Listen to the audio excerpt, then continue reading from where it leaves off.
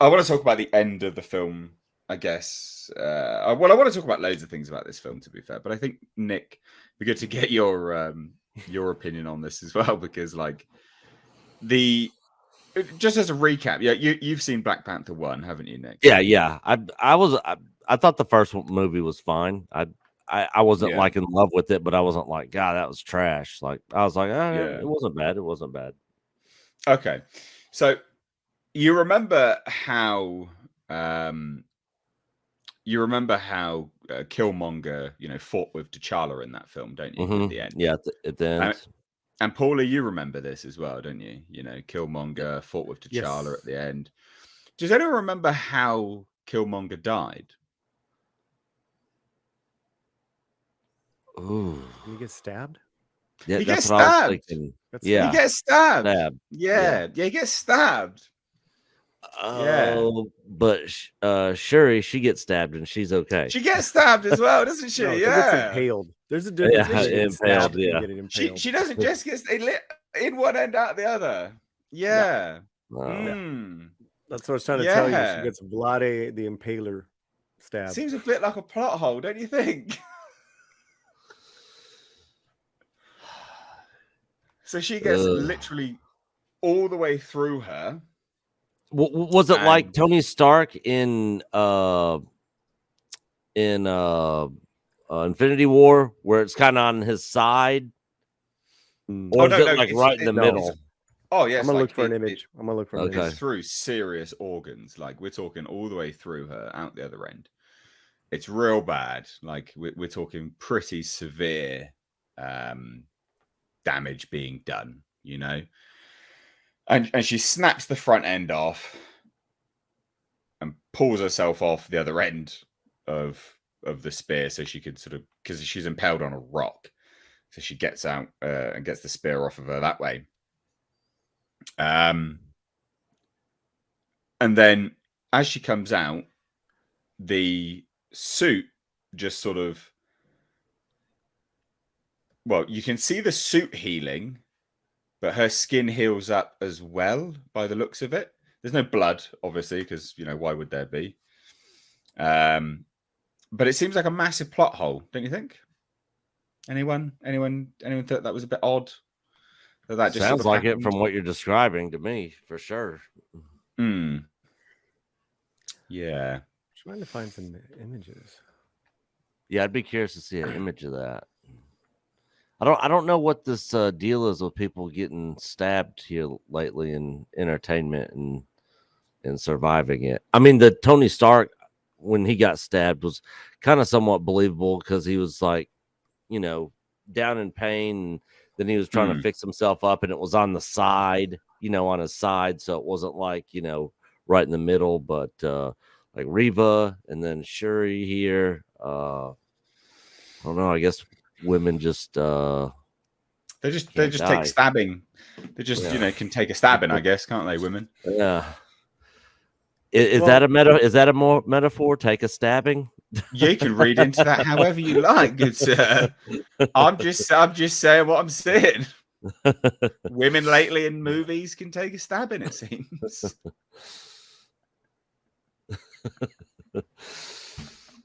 Yeah, they have been big time.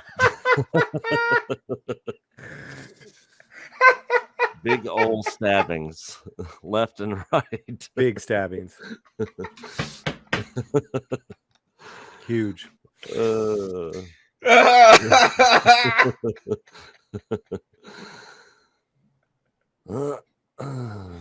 the audience score 95%? That's not changed. That's not changed at all, by the way. That audience score has not changed one bit, which is often. I mean, that's awfully suspicious. I'm not going to lie. It's like a Democratic vote. Oh God, don't say that. People will be up in arms. Jesus, Paulie, come on now. Oh, did I say that? Sorry. But I also so that is one of many plot holes. I think there's no explanation as to why she can get stabbed and be absolutely fine. And whereas Killmonger dies, I mean that's literally how he dies, and he appears in this film which is, you know, his appearance was fine and all that. But that's a pretty major plot hole. The other plot hole I found with the end of this film, how did they get back? So, Paulie, you know, they come back on, you know, on a plane, don't they? You know, little Wakandan plane. Thing. Mm-hmm. Well, it fucking blown up, hadn't it? Well, I mean, she probably could have called another one. Wasn't there like 2 in the air? From where? I don't know, man. It's At worth, that point, I'm worth just thinking like, about please it. end this thing.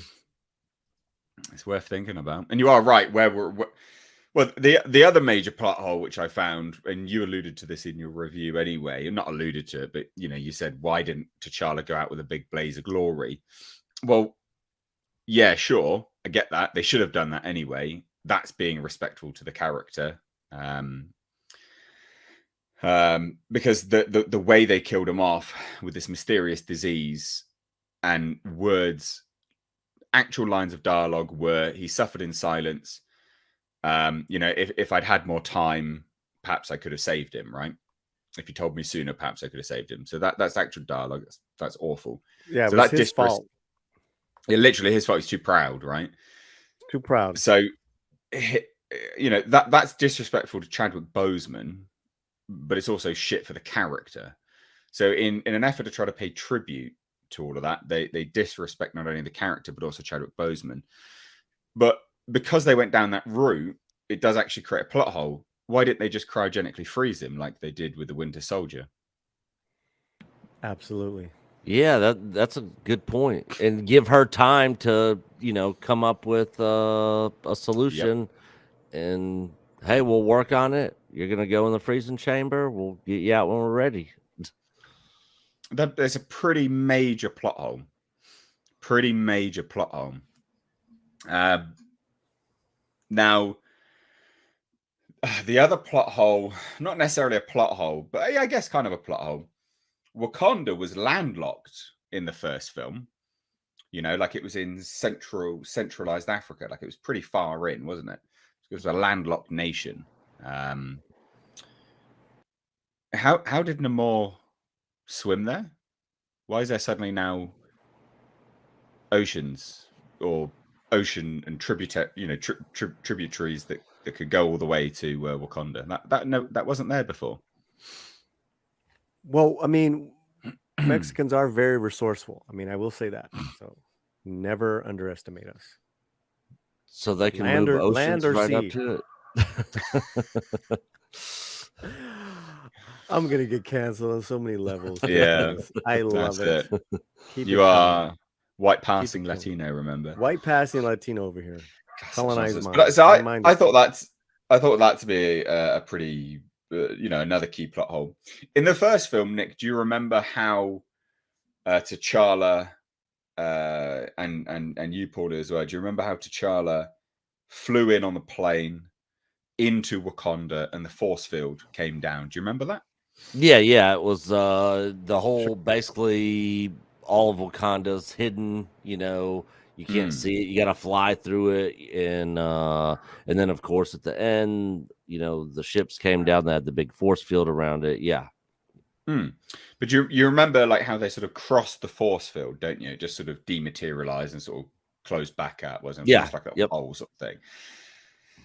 Well, what if I told you, Nick, that they didn't do that in this one? Right. What if I told you they didn't do that in this one? And in this one, this incredibly high-tech civilization, forget the first one.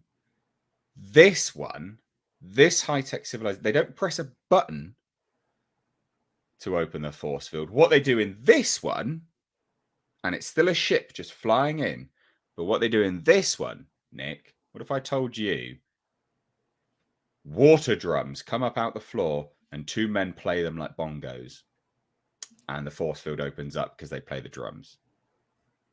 What? That's literally in the film. Oh my God. How dumb. What would be why does the 2 guys have to play drums? I mean, it was fine the way it was in the first film. You know, it's there. Only the people that know about it are there, you know, knows that it's there. So they know they can fly through it. now there's some sort of special drum key. And going back to the landlocked thing as well, apparently now they have a beach where Angela Bassett can meet up with quite a big Namor. beach. Quite a big beach. Huge, beautiful beach. Looks like Puerto Rico. Like sort of Saharan sands almost, wasn't it? Right. Here's a literal map of where Wakanda is. So it's not far from Uganda. This is Wakanda, and there's no ocean. This is all land. It looks like there's a lake right here, but it's isolated. You know, it's not like going anywhere else. It's almost like you'd have to cross some deserts to get there, isn't it? Yeah. To cross that border. Crossing deserts and the border? What? Yeah. Yeah. And then another big thing I mentioned was, how did Wakanda create a navy and have a badass submarine? But they only had one. Why is the Wakandan Navy only got one ship? One sub. Literally, they just got one. It like pops out of nowhere. Like, okay, everyone get in. We're gonna go. Yeah, like Mexican ass. Wow. So where do they keep that thing docked? Underwater. In that little lake, I think. Little lake, river, ocean, beaches. Wakanda has it all. Come to Wakanda. We'll create whatever you want. We'll make shit up. It just seems like a lot of this is just a lot of laziness on the writers. And the writer is Ryan Coogler, who wrote the first one as well. With his writing buddy, yes. So you think to yourself, really, just how much attention these idiots, pay to what they actually write and create, because it's not much. And you know what? Thinking about that as well, just by all of a sudden having ports, oceans, waters, there is no way you can be disconnected from the outside world. Colonizers would have come. Yeah, no way. I'm just saying it's not impossible to stay, completely, separate from the world, but that's just like a total different thing. And then someone brought a good point up in here, and I'm trying to find it. Here we go. Let me copy and paste it. So there's an Aztec rain god that already exists, right? His name is Tlaloc, and that's where they got Telocan. Telocan. And Tlaloc has a spear, a trident, right? This is in Aztec lore. He strikes it down, lightning comes, floods, water. That would have been dope. Why didn't they? Yeah, Namor is the rain serpent god. I thought he was going to flood Wakanda by rainstorm. Budgie Cat. Yeah, that's a good point. Sense. Yeah, it would have actually. And I think, yeah, you're right. So another quick plot hole that I want to dive into, and I do think it's a plot hole, because you said about his name, and this goes to what we've just said there about his name. He had a mother. She wouldn't have called him a god, would she? Do you think? Like I don't think she would have called him a god. Surely she would have given him a name. And I find this to be a really odd, it's an odd. I went about this in my review, and I don't understand it. Is that he goes by the name Namor, yet he's lived with his mother until she's old enough to die of old age. She died of natural causes, old age. She died. I would imagine she gave him a name. One would imagine, but when they go to bury her, some rando Spaniard, conquistador, whatever, calls this guy Sin, whatever it is, Namor, whatever, the boy without love. Apparently, the translation doesn't even make sense. Anyway, whatever, I don't know. I'm not Latino, I'm Latinx. Forgive me. So he then goes, I'm going to call myself Namor from now on. Why would you do that? Surely you'd be like, no, I love my mum. I've just buried her. I'm not the boy without love. I've just been with my mother up until she died. She loves me. Does is it only me that finds that an odd origin of the name, which they forced into this because they've swapped the ethnicity out and changed the culture of this character? Because that's why he has this name. They've had to think of an origin, and that's the origin that they've come up with. But I feel like it's a really shit origin and doesn't make any sense, Paulie. Yeah, well, it's half-ass. It's a half measure origin. I mean, you know, as a whole, it's not well thought out. I actually didn't think of that until you brought it up. What did his mother call him? And he was with his mother for many years. It's not like she died a horrible death. No, she died of old age, just slow and steady. She died of old age. She wished to be buried back up in you know, in her homeland, which I was like, okay, I can respect. It's kind of weird, you know. The whole thing's weird. Right? But yeah, what is his name?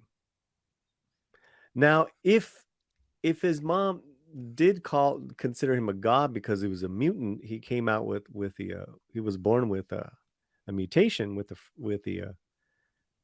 winged feet. That kind of makes sense. Then you call him Kukulkan. Klan. Yeah, all right, that makes sense. That works. That actually does work, right? But at no times was he without love. His mother loved him. His people loved him. He loves his people. It was so stupid. So what happens is that they come up. He's lived. Let's just say he's probably lived about 40, 50 years by now, and he still looks like 11. His mom has died of old age, and they bring her back to bury her. And he sees this hacienda and the Spanish conquistadores. This is like, you know, I want to say what, 1590, let's say early 1600s, around there. Yeah, I think they had the date on the screen, but it's whatever. That was when he was born. So we're like years later, right? So okay, yeah. So it's a hacienda, and you see Mayans shackled, and the whips going and all that stuff. And I guess they start. Well, I forgot what set him off. He saw them. No, so someone said, you know, whose child is this? To some of the other Mayans, and then they were like, no idea. I think one of them got whipped, and so he then nothing really set them off. They just killed everyone basically. Mike's in the chat. Do you remember, Mike, happened. What set him off? He gets set off, and he basically flies in the shows sky. a little kid flying, which I thought was kind of cool. But then you're made to believe that Namor just torched and killed all the Spanish people, and the hacienda's on fire. And then the priest was saying, "You're a child of the devil." Yeah, you know, you're a child without love. And that's where it came from. So are they actually introducing mutants in this movie into the Marvel Cinematic Universe? He's the first one. Well, him and now Miss Marvel. Okay. Where they've said the word mutant, some mutation. No, they call him a mutant. Okay. So, so then, you know, they bury the mom, but then I'm like, well, how come he didn't say, you know, hey, Mayan former slaves, come back to Talokan. I have a society. We have something completely different. Eat of this herb and come follow me. Yeah, that was a bit odd. Well, no, because I don't think they had any more of the herb. Oh, it was only the one thing, apparently. Yeah, but again, that's really. So they used all of the herb on like 10 people. You know, it was so stupid. And then, so they used all of the herb on 10 people, and those 10 people spawned thousands of Talokan. I mean, that's some inbred stuff going on right there, mate. That's a genetic. That's right. No, but it's true, though. That's a genetic dead end for inbreeding at that point, isn't it? Let's be honest. I mean, that's a plot hole right there. There's some major plot holes with the order, and there shouldn't be, right? Because they're shoehorning this origin because they chose to change the characters race, ethnicity, whatever you want to call it, culture and stuff, and because they're trying to shoehorn that in, No, Nate, and they haven't actually thought about it correctly. I don't. No. Listen, it's because they did it half-ass. Well, Okay, that's what I mean. So they haven't thought the lore about is it already correctly. there. If you're gonna change it, at least hit the lore, right? I just told you they had a god already set up. And the fact is, even though a lot of the indigenous population was decimated, they still survived. They still live. We still have Mayas with us. We still have Nahuatls with us. Like so that's your origin story. Yeah, that's your origin story. And or it could have been a thing where it's like, you know what, we were down here for thousands of years, and we just didn't want to be involved in your surface wars. That's Namor. As long as you didn't bother my world, my kingdom, I don't care what you're doing up there. As soon as you start in on my territory, I'm gonna come up. Yeah. Sorry about that. No. Yeah, multiple plot holes.